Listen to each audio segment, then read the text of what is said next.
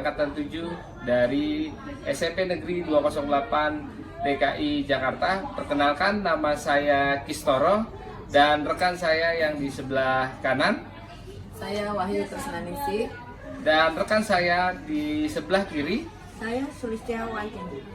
Hari ini kami akan melaksanakan tugas untuk mewawancarai kepala sekolah terkait dengan kasus dilema etika dan dilema moral. Buat teman-teman, saksikan videonya. Let's go.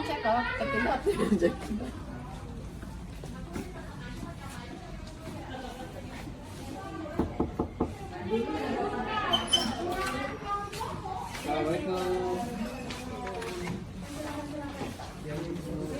Yang bertiga-tiga ini. Silakan. Pagi, Bu Sulis, silakan dulu. Ada bertiga-tiga. Iya Ibu, jadi mohon izin kami dari CGP Angkatan 7 kebetulan mendapatkan tugas untuk mewawancarai Ibu Kepala Sekolah terkait dengan dilema kasus dilema etika dan dilema moral. Apakah Ibu kira-kira bersedia nih meluangkan waktu buat kami bertiga gitu? Siap. Ibu selalu siap membantu CGP itu. Jadi begini Bu, kami ada tugas dari pelatihan CGP untuk mewawancarai kepala sekolah. Ada beberapa pertanyaan yang ingin kami sampaikan ke Ibu gitu. Apakah kira-kira Ibu berkenan untuk kami wawancarai atau kami berikan pertanyaan Bu? Udah di sini, berarti sudah ditodong ya. Jadi harus mau kan? Siap Ibu. Silakan Pak. Baik Bu, untuk pertanyaan pertama, bagaimana Ibu membedakan antara kasus dilema etika dengan dilema moral? Oh, langsung sulit ya Pak. Dilema kasus dan dilema moral etika ya. Betul Bu. Dilema etika maupun dilema kasus itu sebenarnya sama-sama sudah punya aturan. Kalau kita memakai aturan yang tertulis, sebenarnya untuk dua-duanya bisa kita jalankan. Tapi kalau etika itu kita perlu adanya masukan-masukan, adanya input-input dari sekelilingnya. Karena kalau untuk etika kita mengambil keputusan itu harus hati-hati, ya, harus per kasus. Sedangkan kalau dilema moral itu biasanya kita tidak bisa melaksanakan kalau tidak sesuai dengan aturan yang berlaku, ya, aturan yang berlaku. Kasus-kasus yang ada di sekolah kita, misalnya dilema etika, itu kan biasanya kasus-kasus yang ada pada perorangan, ada pada anak kita, pada guru kita. Nah itu kita harus hati-hati karena nanti skopnya agak lumayan besar, ya, pengaruhnya agak lumayan besar. Tapi kalau untuk moral kita harus sesuai aturan, tidak bisa kita buat main-main dengan kalau moral ya. Jadi kita harus sesuai aturan yang ada, ya kita jalankan. Kalau di sekolah kan dari lembaga ini kan misalnya untuk keuangan ya, AS, itu kita tidak bisa untuk moral ini kita membuat fakta yang berbeda dengan apa yang ada di AS. Sekarang kan banyak ya kejadian-kejadian seperti itu. Jadi kita di RS apa, kita beli apa gitu ya, itu tidak boleh untuk moral. Tapi kalau untuk etika kita benar-benar harus menyelidiki kasus per kasus. Itu mungkin bedanya antara etika dengan moral gitu ya Pak Kis ya. Mungkin itu dulu ya Pak Kis ya. Baik Bu, berarti kalau etika kita selidiki dengan detail, sedangkan kalau dilema moral harus sesuai dengan apa yang sudah menjadi aturan. Baik Bu, berikutnya nih Bu, bagaimana Ibu menjalankan pengambilan keputusan di sekolah, terutama yang terkait dengan kasus-kasus yang ternyata kasus tersebut itu ada dua kepentingan yang sama-sama benar atau mungkin sama-sama memiliki nilai kebajikan moral gitu. Untuk mengambil keputusan ya, kita tetap berarti dilema etik ya itu ya.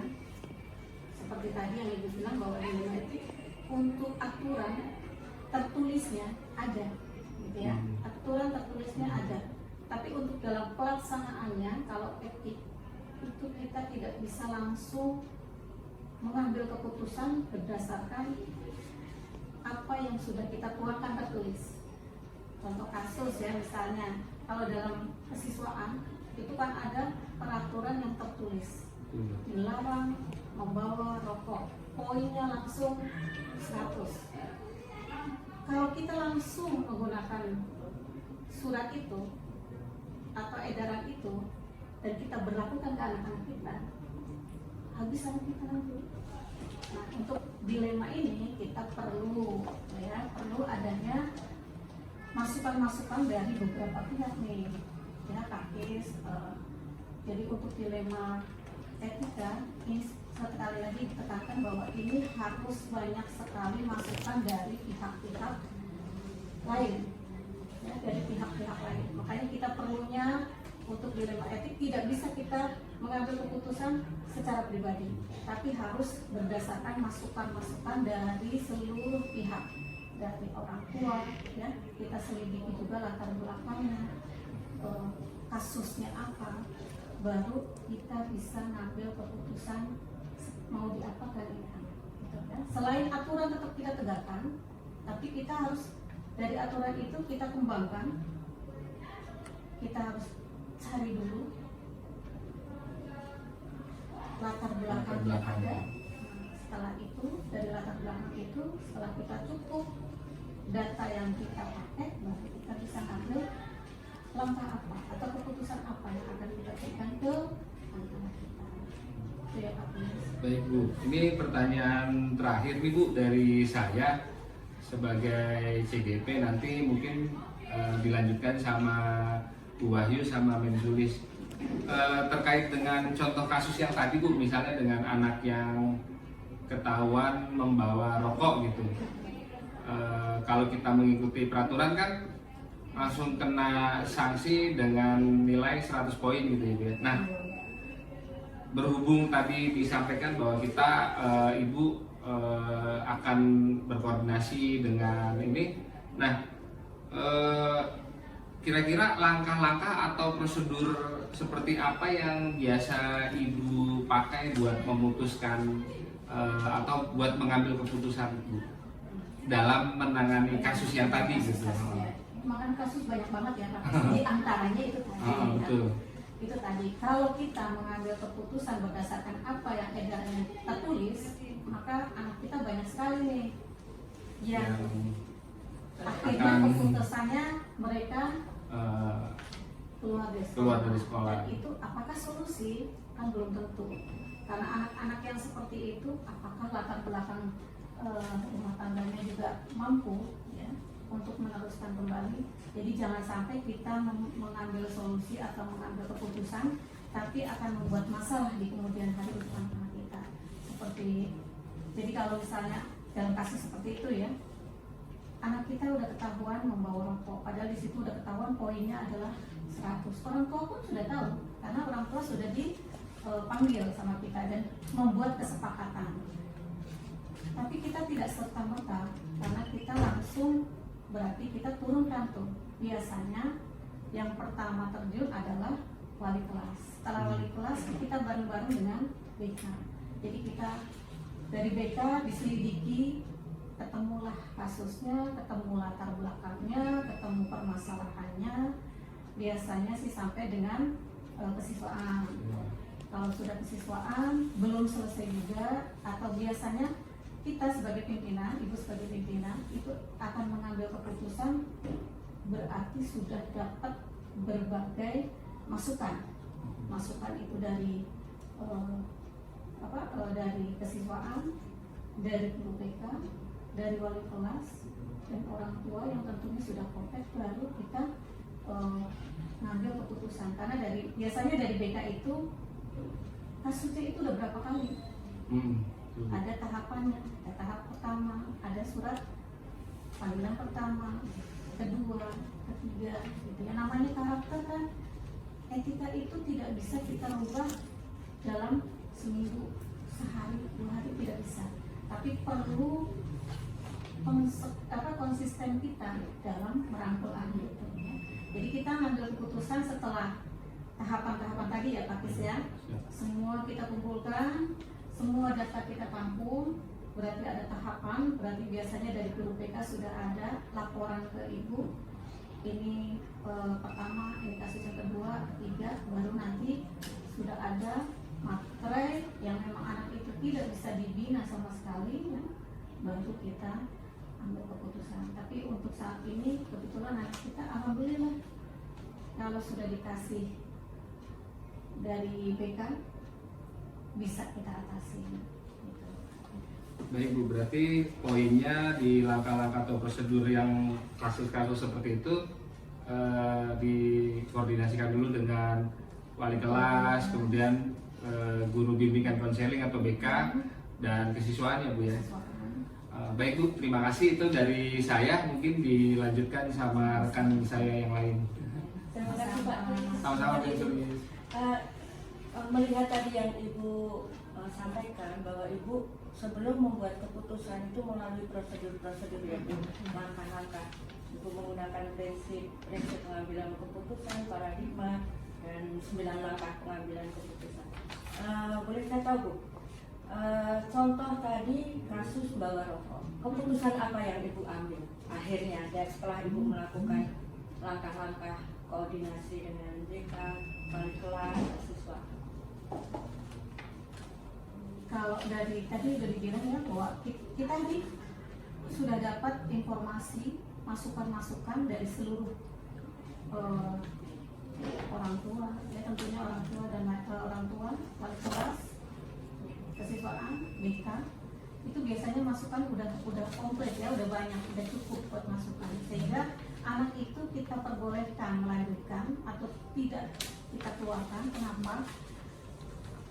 Karena kasus ini biasanya dilatar belakangi oleh masalah yang ada di dalam keluarga mereka, gitu ya. Kasus keluarga ini justru yang terjadi, anak-anak kita yang seperti ini adalah kasus-kasus yang memang keluarganya rata-rata pertama ekonominya ke bawah. Biasanya juga dia menerima KJP dan PIP. Kalaupun kita mengambil keputusan itu tidak kita keluarin, tapi paling kencang kita sebagai shock terapi mereka adalah kita mencabut dulu KJP selama masih berbuat seperti itu, gitu ya. Jadi tidak serta-merta kita langsung mengeluarkan resolusi. Kenapa? Karena kita masa depan anak-anak itu, apalagi seusia kita ya, seusia anak-anak kita SMP, itu adalah masa-masa yang memang anak-anak kita sedang mencari jati diri.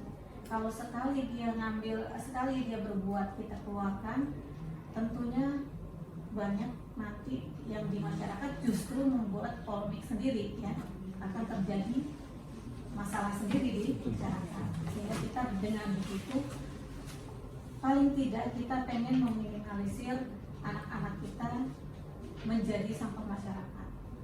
Karena mudah-mudahan dengan kita memberi peluang mereka untuk tetap belajar di sini, Ibu berharap sih mereka berubah, ya kan? Seperti tadi bahwa perubahan etika itu tidak bisa cukup sekali 2 kali atau sehari 2 hari atau seminggu 2 minggu. semakin anak dewasa atau semakin lama dia di sini dengan rangkul kita ya, dengan kita setiap saat memperingati, setiap saat kita menasihati, insya Allah sih yang sudah terjadi sih udah berkurang ya Bu Sulis ya. Dari yang pertama dia ngumpet-ngumpet di kamar mandi, lama-lama dia bisa terbuka kan, kenapa permasalahannya seperti apa, ternyata kompleks sekali ya. Ternyata di rumah dia memang tidak ada perhatian dari orang tua. Nah, dengan perhatian kita sebagai pendidik, mudah-mudahan anak kita bisa berubah dan itu bekal dia nanti di kedepannya. Itu ya Bu Sulis ya. Bisa saya simpulkan bahwa sebelum mengambil keputusan Ibu lebih kemanusiaan ya Bu, yang kita tonjolkan kemanusiaan dan jangka panjang untuk masa depan anak. Tanpa harus ngejelas anak itu melabel anak itu ya Bu sebagai anak nakal. Jangan sampai kita melabel anak-anak kita. Iya. Ya, karena anak kita sebenarnya mereka dilahirkan dalam kondisi yang baik dan tidaknya itu kan pasti masyarakat dan keluarga. Tapi kalau ke depannya kita kan belum tentu. Karena semua yang ke depan itu Allah udah atur. Kita bisa merubah anak itu menuju lebih baik dengan tangan kita, tangan para pendidik. Bu, keren. Bu, sebelum mengambil keputusan, menurut Ibu ini langkah-langkah efektif yang membantu Ibu dalam mengambil keputusan itu apa? Kalau mengambil keputusan, tentunya kalau pimpinan mendengarkan dulu ya dari arus bawah, komunikasi dulu dari arus bawah. Biasanya sih kalau mengambil keputusan berarti sudah terjalin komunikasi antara orang tua, wali murid, wali kelas ya, wali kelas biasanya sama BK bersama kesiswaan. Itu mereka sudah mendapatkan informasi untuk masalah-masalah yang dihadapi oleh anak-anak kita. Baik itu kalau masalah anak kita kompleks ya Bu Sulis, dia nggak cuma merokok, nggak cuma berantem, tapi banyak sekali, dan itu semua bermuara di ekonomi mereka. Sehingga dengan komunikasi, dengan masukan-masukan yang ada, baru Ibu bisa mengambil keputusan. Tapi intinya Ibu mengambil keputusan itu berdasarkan masukan-masukan dari seluruh pihak yang sudah menangani kasus itu. Teamwork intinya ya Bu. Teamwork. Ya, baik Bu. Terus dalam mengambil sebuah keputusan pasti mengalami hambatan, tantangan. Kira-kira seperti apa Bu? Dalam apa tantangan yang Ibu hadapi sebelum memutuskan suatu kasus dilema etika? Banyak sekali tentunya ya. Ibu baru masuk jadi kepala sekolah aja udah tertantang gitu kan, dengan adanya kemarin itu kasus tawuran. Ya. Kita itu berat sekali dikala mengambil keputusan yang sudah sebenarnya aturannya sudah jelas. Ini anak harus dikeluarin. Tapi kita tidak bisa langsung mengeluarkan karena kita masih banyak sekali yang harus kita gali, banyak sekali yang harus kita kumpulkan data-datanya supaya anak ini tidak sampai keluar, ya. Karena kalau anak kita sudah keluar dari SMP kita, resikonya itu dia harus putus sekolah. Kalaupun tidak putus sekolah, dia akan sekolah di sekolah yang lebih swasta, berarti bayarannya lebih mahal. Itu kemarin berat sekali buat Ibu mau mengeluarkan itu, ya, mengeluarkan anak itu berat sekali. Makanya banyak pro dan kontra. Banyak bapak ibu guru yang kok bisa nggak dikeluarin, gitu. Kenapa? Kita panjang sekali mikirnya, ya. Kalau mikir sepintas, udah bosan sekali nih kita ngadepin anak ini. Makanya nggak usah lah kita terima lagi. Kenapa ibu pertahankan? Dari berbagai sisi itu tantangan. Kenapa? Anak-anak kita yang kita pertahankan ini, justru anak ini nanti yang kedepannya akan membuat bangga kita. Kita ketemu di jalan itu Bu, kalau anak-anak yang seperti ini. Jadi pertentangan itu luar biasa. Ini anak harusnya dikeluarin, tidak dikeluarkan jadi bumerang, ya kan? Dikeluarkan dia jadi masalah di masyarakat. gitu yang terjadi. Sehingga kita itu dilema yang paling berat tulis. Kita nggak keluarin, anak kita juga banyak akan jadi bumerang juga. Dikeluarin dia juga akan jadi bumerang di masyarakat. Nah itu harus kita panjang lebar untuk memikirkan dampaknya. Gampang kita mengeluarkan, udah keluarin aja, kita sekolah negeri, tapi tidak semudah itu bagi pimpinan untuk ngomong udah keluarin aja, tidak semudah itu ya. Jadi tantangannya memang berat banget gitu. Kalau kita namanya selisih paham ya, beda pendapat pasti gitu. Kok bisa nggak dikeluarin, pasti ada. Tapi kita lihat nanti hasilnya beberapa tahun kemudian atau yang sudah terjadi lah kemarin nggak kita keluarin, alhamdulillah dia lulus dengan baik ya. Orang tuanya juga mau berkontribusi, mau berkomunikasi ke sini, proaktif dengan kita, malah dia bisa jadi pas perpisahan pelepasan beliau yang lebih paling berdominan gitu ya. Itu kan paling tidak rasa terima kasih mereka karena anaknya masih diberi kesempatan sampai lulus. Ya, ternyata sangat sulit ya Bu untuk memutuskan kasus dilema etika ini. Baik Bu, terima kasih. Pertanyaan dari saya sudah selesai dan akan dilanjutkan dengan Bu Andi. Silakan Bu Andi. Ya, mohon izin Bu, sekarang giliran saya bertanya. Silakan Bu Andi. Ya, ini dari yang dilema yang sudah Ibu paparkan, saya ingin bertanya, apakah Ibu memiliki jadwal tertentu untuk menyelesaikan kasus yang seperti tadi Ibu sudah sebutkan, atau bisa menyelesaikan di tempat, atau memang ada jadwal tertentu atau prosedur seperti apa yang Ibu jalankan? Kalau jadwal tidak ada Bu Wahyu, kenapa?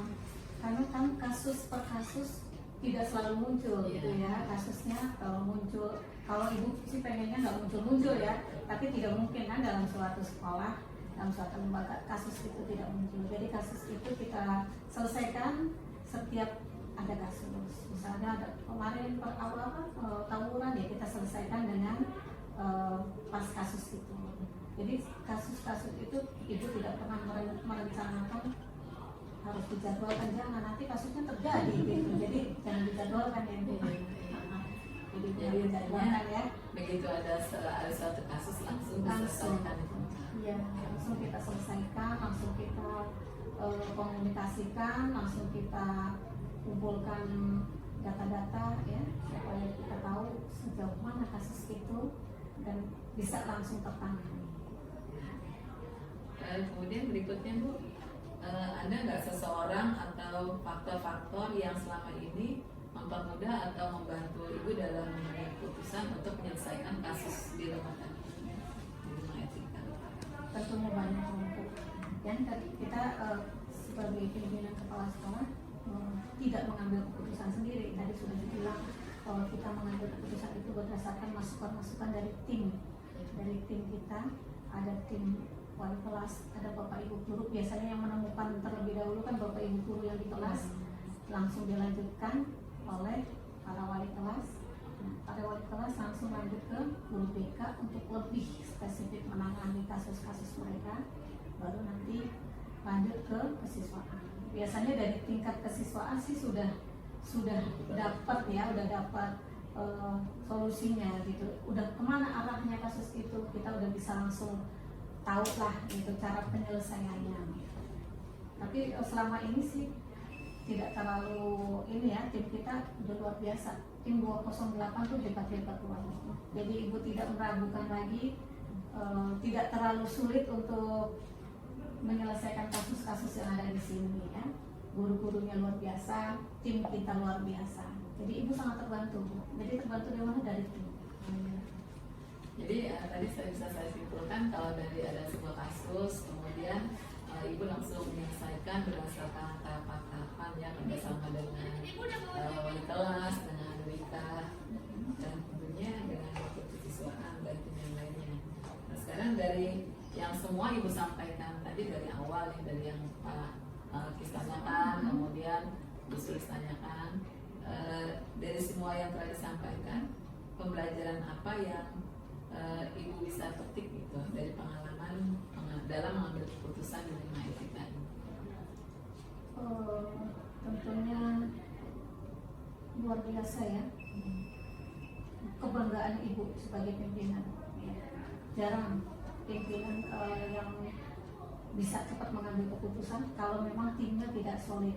Yang pertama tentunya ibu bangga dengan tim ibu, dengan kalau setiap ada kasus cepat menyelesaikannya. Jadi itu tim itu sangat-sangat membantu ibu dalam mengambil keputusan. Jadi itu suatu kebanggaan sekaligus pembelajaran, karena memang awalnya ibu kan sekolah di sekolah negeri yang memang notabene di lingkungan Mabes ya. Kalau di lingkungan Mabes itu aman, terkendali, tidak pernah ada tawuran, gitu ya, tidak pernah ada yang bolos pun mungkin nggak pernah.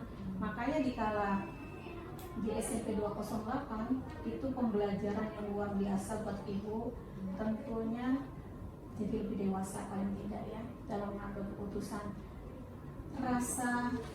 Rasa percaya dirinya jadi timbul gitu dalam menghadapi semua yang ada. Kalau dulu pas awal-awal kok bisa sekolah itu ada tawuran gitu, karena belum pernah selama ibu dulu jadi guru pengalaman hampir 20 tahun belum pernah ada sekolah tawuran di daerah sana gitu. Pas masuk ke sini baru berapa ya waktu itu, 2 mingguan ya ibu ya, ibu udah langsung. Wah, itu kan deg-degan ya, awal-awal kan deg-degan, tapi dengan kejadian pertama, kejadian kedua, kasus itu membuat pendewasaan ibu yang pertama ya. Terus menjadi ibu lebih tenang dalam menghadapi. Tentunya itu pengalaman yang luar biasa. Wahyu Sulis nanti, karena CGP ini kan calon-calon pemimpin masa depan ya, penggantinya ibu. Bisa juga jadi teman ibu nanti ya. Setelah bulan Juli kan selesai, jadi setelah itu kan kita bisa berdampingan. Nah itu nanti pengalamannya bisa terpetik sendiri langsung dari sekolah-sekolah bapak ibu pimpin nantinya. Ya, mudah-mudahan selesai langsung peluang-peluang muncul. Dan ya seperti ini pengalaman, pertanyaan-pertanyaan seperti ini nanti mengalami sendiri seperti apa pelaksanaannya di sekolah nanti yang dipimpin bapak dan ibu. Mudah-mudahan ya bapak ibu. Itu ya Bu Wahyu. Ya, alhamdulillah Bu. Ini banyak sekali pelajaran yang bisa kami ambil dan nanti bisa jadi bekal bagi kami ketika dapat amanah sebagai pemimpin. Dan ini benar-benar banyak banget ya yang bisa kita pelajari dan dipraktekkan. Yang mudah-mudahan sih nanti kasus-kasus seperti ini nggak akan terulang lagi gitu ya. Amin. Amin. Ya, baik Ibu, saya dan teman-teman mengucapkan banyak terima kasih atas kesediaan Ibu untuk meluangkan waktu dan menjawab pertanyaan-pertanyaan dari kami. Sekali lagi, mudah-mudahan apa yang kami dapatkan hari ini bisa bermanfaat buat kami di masa depan. Amin. Mudah-mudahan ya selalu semangat, selalu sehat selalu. Siap Ibu. Kalau begitu kami pamit undur diri buat melaksanakan tugas-tugas selanjutnya. Makasih ya. Sama-sama Ibu. Wahyu, makasih. Sudah? Ya. Oke. Baik, assalamualaikum Pak. Waalaikumsalam warahmatullahi wabarakatuh. Perkenalkan, nama saya Kistoro. Saya salah satu calon guru penggerak angkatan 7 dari SMP Negeri 208 Jakarta. Ini pertama saya minta izin terlebih dahulu untuk mewawancarai Bapak dan memberikan beberapa pertanyaan buat Bapak. Mungkin sudi kiranya Bapak berkenan buat membantu saya ini untuk pemenuhan tugas calon guru penggerak nih Pak. Monggo Pak Kris, dengan senang hati, insya Allah selama saya masih bisa pasti akan dibantu. Nah, monggo. Baik Pak, terima kasih banyak. Jadi begini Pak, mungkin Bapak selama menjadi pimpinan atau kepala sekolah di SMP 210 ini pernah mengalami atau menghadapi kasus dilema etika dan dilema moral ya Pak ya. Nah ini selama ini Bapak itu untuk bisa mengidentifikasi kasus-kasus yang merupakan kasus dilema etika dan dilema moral itu bagaimana ya Pak mengidentifikasinya? Oh ini kasus dilema etika, ini yang moral gitu Pak. Ya, kira-kira permasalahan seperti ini banyak ya kasus di sekolah. Satu diantaranya ini adalah yang cukup update di 210 ini tentang kasus misalnya kayak tawuran. Oh iya, iya. Nah, kasus tawuran ini memang dilema bagi anak itu sendiri, bagi sekolah, bagi guru-guru, itu juga suatu permasalahan yang memang apa ya yang saya bilang kontraproduktif dan harus dipikirkan secara matang di dalam penanganan kasus-kasus seperti ini. Contoh konkret, kalau anak ini tawuran, kan kita sudah punya tata tertib yang jelas ya. Punya aturan. Ya, tata aturan. Mungkin di dalam tata tertib ini kan satu diantaranya sudah jelas bunyi. Anak sudah berantem, apalagi tawuran, poin sekian. Kalau sudah memenuhi poin sekian kan otomatis dikeluarkan surat pernyataan ataupun dikeluarkan. Nah, kenyataannya kan sampai saat ini kalau dikeluarkan kan jadi masalah. Betul, Pak. Karena di dinas pendidikan sendiri kan tidak memperbolehkan untuk dikeluarkan. Kenapa? Ya pertimbangan mungkin banyak. Termasuk sekolah pun kita pertimbangan banyak. Artinya kalau kita keluarkan di anak, apakah ada jaminan anak ini akan melanjutkan sekolah atau hanya memindahkan permasalahan ini sendiri Ke sekolah yang baru. ke sekolah yang baru? Itu kan artinya hanya transfer masalah aja ke sekolah lain. Nah bagi anak sendiri, kalau anak ini masih bisa sekolah walaupun hanya memindahkan permasalahan, kalau anak ini terus keluar nggak ada yang mau menerima lagi, terus apakah masalah baru ada nanti. masalah baru? Berarti anak ini sudah pupus harapannya. Sementara ini ada generasi muda yang akan menggantikan kita. Nah, mungkin ini yang jadi dilema bagi kita. Nggak dikeluarkan, dilema juga kan? Betul. Bagi sekolah kan, bagi guru-guru, sehingga punya asumsi ini kalau sekolah gimana nih, anak sudah kondisi seperti ini dan keluarkan. Ini kan troublemaker juga bagi anak itu sendiri, juga nanti akan menjadi imbas pada teman-temannya. Anak sudah bermasalah seperti ini aja nggak dikeluarkan, artinya saya pun bisa seperti itu. Nah inilah keimbasan, ini yang menjadi dilema. Tapi kita insya Allah harus konsisten saja. Kalau memang anak-anak seperti ini, tetap kita harus awasi, kita harus ada proses pembinaan yang tentunya intens, sehingga harapannya ya ke depan anak-anak ini bisa mengatasi permasalahan itu sendiri, juga mengatasi hal-hal yang lain, sehingga anak-anak ini bisa mengantarkan dirinya bisa ke jenjang yang lebih bagus lagi. Ya paling tidak bisa harapan keluarga. Baik Pak, berarti dapat disimpulkan untuk mengidentifikasinya dilihat dulu ya Pak ya, permasalahannya gitu. Baik Pak.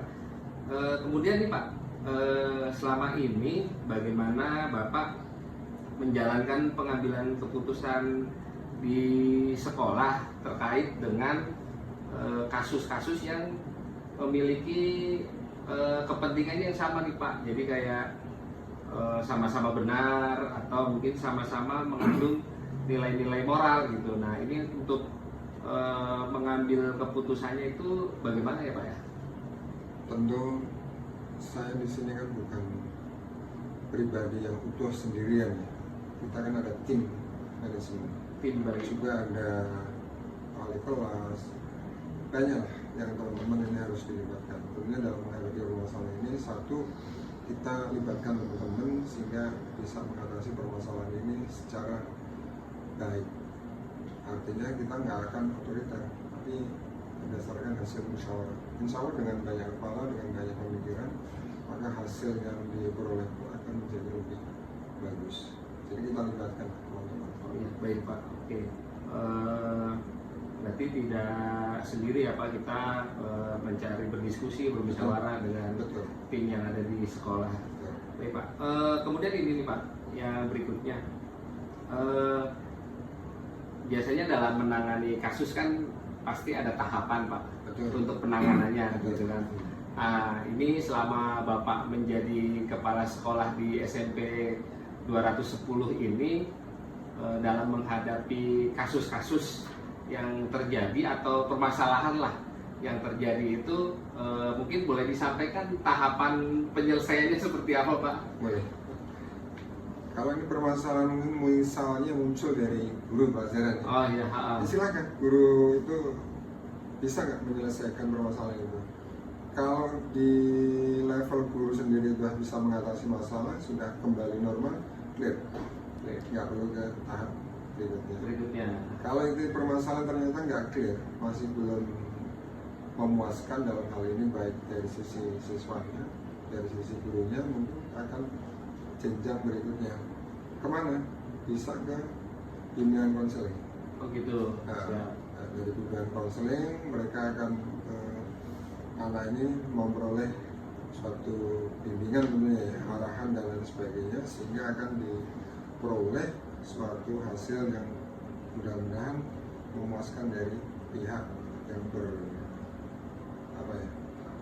bermasalah tadi, yang bersangkutan. Iya, dengan guru. Insya Allah seperti itu. Kalau di level guru konseling ini dianggap sudah selesai, masalah clear. Level berikutnya bisa ke tim manajemen. Tim manajemen ini kan ada staff ya. Iya. Mungkin cukup sampai di staff. Kalau permasalahan itu kita clear juga kita close. Belum selesai juga, kita punya 3 wakil. Nah, biasanya wakil lebih khususan di kesiswaan akan menangani permasalahan ini. Kalau nanti hubungannya dengan akademik ya, wakil kurikulum juga ikut terjun di dalamnya, sehingga mudah-mudahan dengan penanganan yang intens dari teman-teman wakil ini, kita harapkan sudah clear, jadi nggak perlu sampai ke ruang soal sekolah. Tapi kalau memang itu permasalahan yang sangat polik, sangat urgent, mungkin bisa juga dibicarakan di level pimpinan. Nah, kalau sudah di pimpinan, tentunya kita juga memberikan suatu gambaran, suatu ya banyak masukan-masukan yang membuat anak ini benar-benar bisa mengalami suatu perubahan sehingga mau lebih baik lagi, nanti akan selesai. Tapi itu pun kalau memang dianggapnya nggak selesai, pasti kepala sekolah akan melakukan atau mengadakan konferensi kasus. Kalau sudah ada konferensi kasus, berarti kan kita melibatkan banyak hal. Nah, dalam hal penanganan tadi tentunya nggak lepas dari kita dengan pihak orang tua. Pasti di level mata pelajaran pun orang tua akan diajak dan seterusnya, sehingga penanganan ini benar-benar tidak dari pihak si anak dengan sekolah, ya, pihak orang tua pun dilibatkan, sehingga kerjasama dan komunikasi yang baik inilah akan kita peroleh hasil yang baik tentunya. Itu kan harapannya. Nah, mungkin juga kalau itu harus penanganan yang spesifik, kita juga bisa kerjasama dengan psikolog. Biasanya kita hadirkan kalau memang membutuhkan bimbingan yang benar-benar spesifik, kita bisa, atau kita kirimlah ke psikolog. Keren banget nih Pak. Ya. Ini saya maksudnya baru sekarang mendengar ada sekolah nih di wilayah Ciracas ini bisa bekerja sama dengan psikolog kalau seandainya memang masalah-masalah yang timbul itu harus diselesaikan dengan psikolog. Keren Pak. Mudah-mudahan nanti sekolah-sekolah yang lain bisa melakukan hal yang sama nih Pak. Kalau di sini sudah mulai banyak sih, yang saya tahu di Keramat Jati ada SMP 24 juga sudah bersama dengan ini. Waktu saya di kelas 9 juga kita hadirkan di sekolah. Oh, keren Pak, keren. Nah, kita hanya adopsi saja sebenarnya. Tapi itu kan bentuk sebuah perubahan lah Pak. Kadang kan saya pribadi sebagai guru biasanya kan hanya mentok hanya sampai di BK gitu paling tinggi ya. adanya di kesiswaan gitu. Ini pengalaman yang sangat luar biasa nih Pak. Hari ini saya baru dapat pencerahan. Baik Pak, ini yang selanjutnya nih Pak. Dalam dunia kerja kan ada yang namanya efektivitas gitu kan Pak ya. Maksudnya bagaimana supaya masalah ini tidak berlarut-larut gitu, nggak terlalu panjang juga prosesnya gitu. Nah, hal-hal apa nih yang selama ini Bapak anggap efektif untuk pengambilan keputusan di kasus-kasus yang berhubungan dengan etika gitu Pak? Saya pikir satu di antaranya kita harus menyiapkan SOP. Jadi dengan ada SOP ini, siapapun yang menangani, standar penanganannya juga seperti ini, sehingga stepnya pun jelas. Kalau kita nggak punya SOP, mungkin bahasa saya bisa belum terduga atau bisa penanganan itu jadi makin berlarut. Nah, kita harapkan penanganan yang apalagi kasus-kasus anak ini kan perlu penanganan waktu yang cepat, sehingga kita harapkan seperti itu, nggak usah bertele-tele tapi efektif, terus cepat menghasilkan keputusan sehingga anak yang bermasalah ataupun siapapun lah, mungkin bisa juga guru bisa kembali efektif bekerja kembali, apa efektif kembali untuk belajar kalau misalnya itu memang kasusnya anak. Ya. Jadi langsung boleh saya ambil intisarinya, berarti begitu Bapak menjabat sebagai kepala sekolah udah kita langsung buat SOP bersama gitu begitu ya Pak ya. Baik Pak, lanjut kemudian ini Pak, apakah Bapak itu punya jadwal atau waktu-waktu tertentu dalam menangani kasus-kasus yang terjadi di sekolah, baik yang dilema moral ataupun dilema etika gitu? Barangkali mungkin Bapak, saya jadwalnya di akhir bulan untuk mengecek atau menangani kasus yang terjadi yang ada di ruang BK, atau bagaimana Pak? Punya jadwal tertentu nggak Pak? Secara spesifik jadwal khusus enggak. Kita hanya tinggal kontrol aja yang utama dengan teman-teman yang konseling. Kalau harapan saya sih mudah-mudahan tidak terjadwal dari jadwal seperti itu, soalnya masalahnya banyak. Betul. Jadi harapan saya seperti itu. Kita fleksibel saja, kalau ada masalah yang kita tangani dengan SOP yang sudah ada, birokrasi yang sudah jelas, insya Allah stepnya jelas, ya teman-teman bisa melaksanakan dengan sebaik mungkin. Kalau jadwal yang spesifik, insya Allah saya nggak bikin, fleksibel, dan harapannya nggak ada masalah lagi. Nggak ada jadwal lah pokoknya. Ada jadwal. Baik Pak, kemudian ini Pak, selama Bapak memimpin di SMP 210 ini, apakah ada orang atau faktor-faktor lain lah, baik fisik, dalam artian fisik itu mungkin standar operasional, kemudian tata tertib segala macam yang membantu Bapak untuk mempermudah dalam mengambil keputusan penanganan kasus-kasus tersebut Pak? Satu, dengan adanya SOP itu juga mempermudah. Yang kedua, dengan adanya tata tertib itu juga jelas. Kemudian yang lebih penting lagi adalah teamwork dari tim manajemen itu sendiri. Dengan adanya teamwork, insya Allah kerja efektif itu kita kejar ke sana supaya ya tadi ya kemana-mana. Ya. Baik Pak, berarti tetap ada dukungan ya Pak, dukungan, tetap ada kerjasama dari teamwork, dan mungkin hasil fisiknya yaitu tadi SOP, tata tertib gitu Pak ya. Baik, Ini yang terakhir nih Pak. Ini yang terakhir. Dari semua hal yang tadi kita sudah bicarakan dari awal sampai terakhir tadi, kira-kira apa nih yang menjadi pembelajaran buat Bapak pribadi gitu,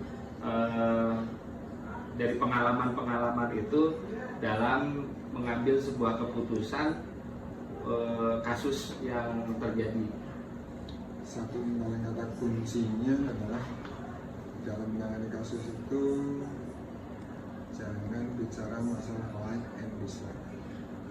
Baik, like dan dislike, suka dan tidak suka. Oh. Tapi kita harus proporsional dalam penanganan masalah ini dan usahakan kita harus mengacu pada kepentingan yang lebih besar dibandingkan dengan kepentingan egosentris kita. Seperti tadi kasus tawuran, kalau kita bicara aturan, anak mungkin berantem sedikit, tawuran sedikit, cut off. Tapi kita tadi saya sampaikan bahwa anak ini mungkin masih punya masa depan. Asal kita bimbing dengan sebaik mungkin, insya Allah dia akan sadar anak. Karena kan berangkat anak itu kan punya hati, punya kebaikan. Mungkin karena jahatnya anak, nakalnya anak ini kan ada faktor-faktor yang mendukung di diri anak itu sendiri. Apalagi dengan kondisi lingkungan yang luar biasa, keluarga yang mungkin broken home, ini kan sangat mendukung dan potensi anak untuk nakal itu kecenderungannya sangat kuat. Sehingga kita harus memikirkan dampak yang akan datang nanti Di masa yang akan datang. Bapak, ini pengalaman yang luar biasa pada hari ini nih, karena posisinya kan kalau di instansi saya hanya sebagai guru biasa ya, non jabatan gitu maksudnya. Belum waktunya. Belum waktunya. Ada saatnya kan proses seperti ini kan apa ya? Ada regenerasi. Kalau di 210 nih, alhamdulillah termasuk Pak Taufan ini kan udah generasi muda yang kita libatkan di dalam tim manajemen. Kami tidak hanya SN2, PNS juga, kita teman-teman yang baru, yang anak-anak muda justru kita rekrut dengan harapan kan anak-anak muda ini lah yang punya ide-ide kreatif, apalagi dengan era digitalisasi. Kita memang Terima kasih banyak Pak atas waktunya, sudah mengganggu Bapak di sela-sela kesibukan sebagai pimpinan yang saya lihat tuh pimpinan kan, wah kesibukannya luar biasa lah. Ini saya terima kasih banyak Pak Alfan sudah mau meluangkan waktu untuk saya wawancarai dan saya ambil ilmunya Pak. terima kasih Mbak Yes, mudah-mudahan proses untuk mencapai guru penggerak bukan calon lagi bisa berjalan dengan lancar. Amin, amin. Terima kasih banyak. Kedepannya kan memang banyak hal yang bisa dilakukan oleh guru penggerak ini. Siap. Dengan adanya kurikulum merdeka, sekali lagi banyak hal yang bisa dilakukan dari teman-teman ini. Dan satu pesan, tolong teman-teman yang lain juga diajak. Siap, siap Pak. Teman-teman di 210 pun harus didorong. Siap. Masa dorong tapi kan belum banyak juga ini. Siap Pak. Siap. Tapi ya sudah mulai nih. Angkatan 8 sudah lulus juga. Alhamdulillah. Yang CBP juga sudah mulai. Iya. Nah kadang-kadang satu teman kalau sudah nggak lulus terus asik, nggak mau lagi. Parahnya lagi yang kedua adalah tugasnya banyak banget. Betul, betul. Tapi kalau sudah insya Allah kita sudah lihat ternyata bisa tuh. Bisa Pak. Dilaksanakan. Alhamdulillah. Ya. Ya walaupun harus membagi waktu, membagi waktu. Antara tugas yang wajib dengan tugas ya sekarang ini kan tambahan Betul, memang Pak. untuk mencapai pengembangan fisik, pengembangan diri kita. Betul Pak, betul. Sekali lagi saya terima kasih banyak Pak Alfan. Oke, sukses Eh, Pak Yus. Ya. Mudah-mudahan tetap diberikan kesehatan. Amin. Teman-teman calon guru penggerak dimanapun berada, ini tadi saya sudah ngobrol banyak, mewawancarai Bapak Kepala Sekolah SMP Negeri 210 Jakarta, Pak Aflan, dan mudah-mudahan apa yang disampaikan pada hari ini bermanfaat buat kita semua. Terima kasih banyak sekali lagi Pak Alam. Terima kasih.